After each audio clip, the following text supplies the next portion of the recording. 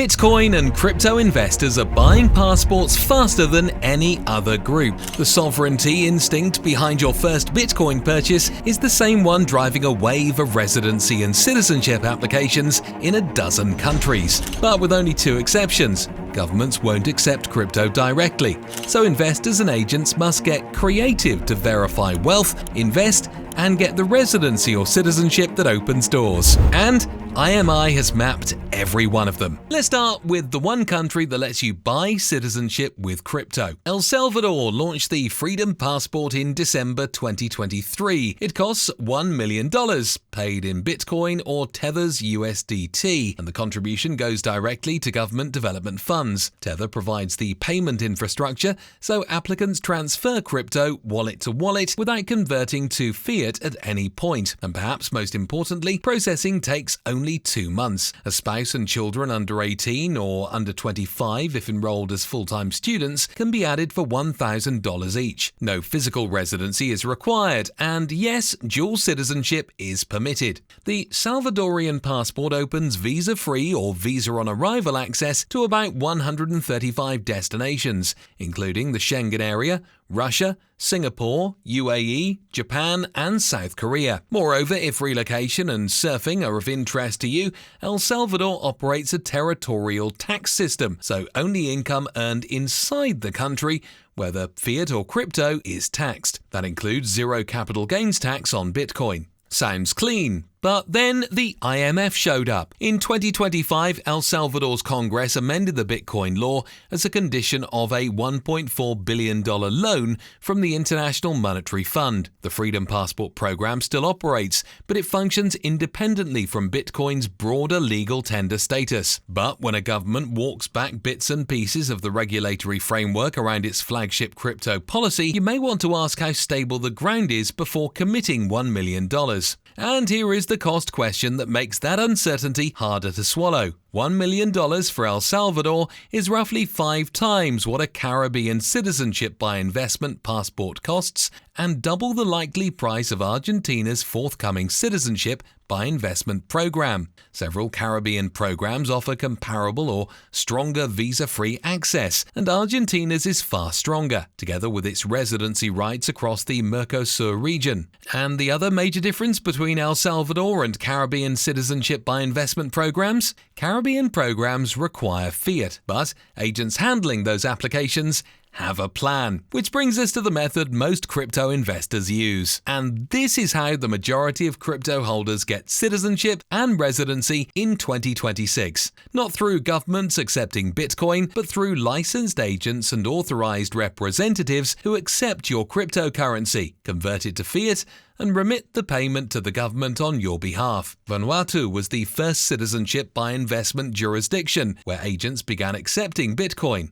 going back as early as 2017. The government itself never receives crypto. Rather, program marketing agents accept it, convert to US dollars, and send fiat to the state. The donation starts at $130,000 for a single applicant. In 2018, Antigua and Barbuda amended its Citizenship by Investment Act to formally accept crypto as a source of funds. The government converts crypto to US dollars on a daily basis. Dominica and St. Lucia operate under the same model. Licensed agents accept crypto and convert it before remitting payment. Turkey follows an identical pattern for its citizenship through real estate pathway. Licensed agents can accept Bitcoin and other cryptocurrencies, convert them, and use fiat to complete the $400,000 property transaction on behalf of their clients. The Turkish government never touches cryptocurrency. The practical effect for you is the same as paying in fiat. Your crypto becomes dollars before the government sees it. For investors whose wealth lives primarily in digital assets,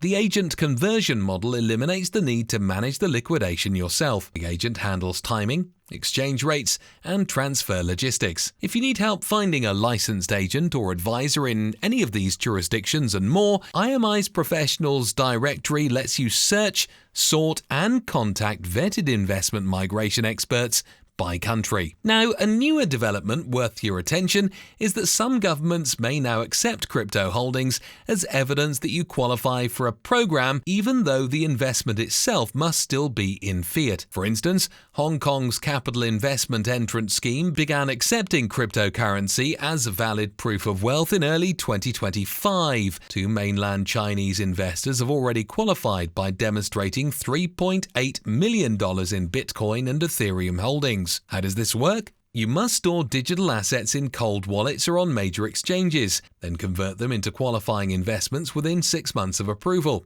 The 30 million Hong Kong dollar investment goes into eligible financial assets, not crypto, so the required investment in fiat must still happen.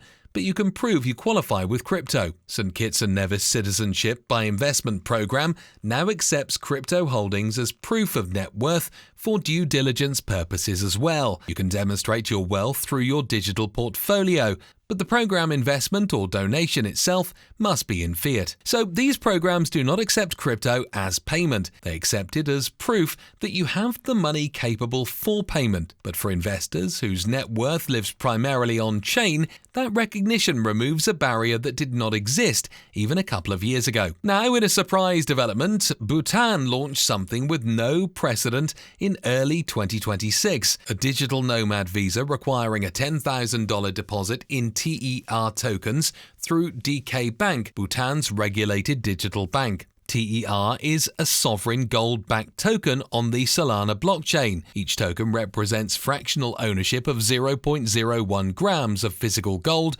stored in audited vaults, issued by the Gelefu Mindfulness City Authority. The deposit is fully refundable when you leave. A separate $2,800 annual fee goes to the city authority. To be clear, this is not citizenship nor permanent residency.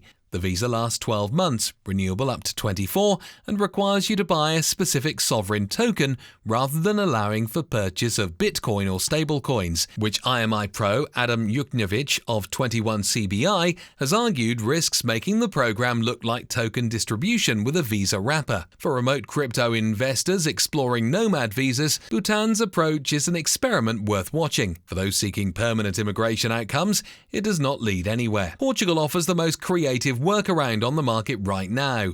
While Portugal's CMVM restricts direct digital assets, several golden visa-eligible investment funds can provide indirect Bitcoin exposure through Portuguese companies holding BTC or crypto. Your investment goes in as euros and you get temporary residency. You never hold crypto directly within the qualifying structure, but your capital gains may track Bitcoin's performance through the fund's underlying holdings. For investors who want both immigration and crypto upside without the conversion headache, especially in a European Union member state, this is the closest anyone has gotten to having it both ways. So what should you do? If keeping wealth in crypto until the absolute last second is the priority, El Salvador is the only country that lets you buy citizenship with crypto or Bitcoin directly. At $1 million with a regulatory environment that shifted under IMF pressure, it is a conviction play for investors who believe in El Salvador's broader Bitcoin vision. For everyone else, the agent conversion model across the Caribbean,